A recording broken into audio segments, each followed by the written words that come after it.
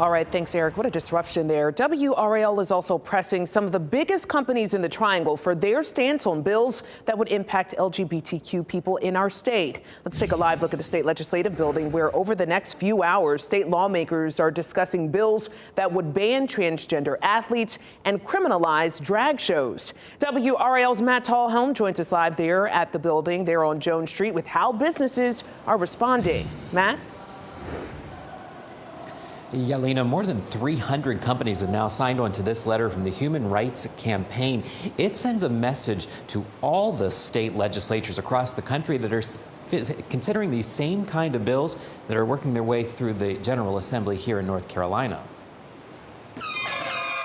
Protests over North Carolina's bathroom bill in 2016 forced businesses to respond to the national ridicule of requiring people to use public restrooms based on their gender at birth. This time around, there's relative silence. Back then, 68 major companies joined a legal brief opposing HB 2. 37 of those have signed on to this letter against new bills that impact the LGBTQ community in states across the country. Among them, Apple, Biogen, IBM, Red Hat, and Salesforce, all companies with employees right here in the Triangle. The letter says, "We are deeply concerned by the bills being introduced in state houses across the country that single out LGBTQ individuals, many specifically targeting transgender youth. It calls on states to abandon or oppose efforts to enact this type of discriminatory legislation and ensure fairness for all Americans."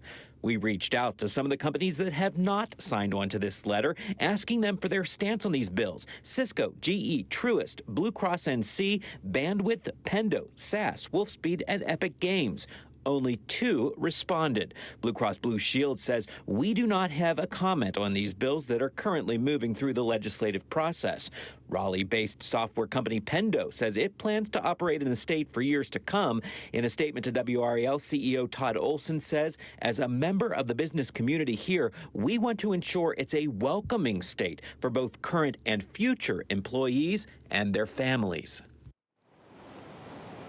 And now we also reached out to all the local chambers of commerce as well as the state chamber of commerce for the second time in 2 weeks. So far, none of them have taken a stand on these bills. The Raleigh chamber did say to repeal HB 2 back in 2017, about a year after it passed. They called for it to be repealed, but the Raleigh chamber in this issue with these new bills at this point says it does not have a statement. Lena?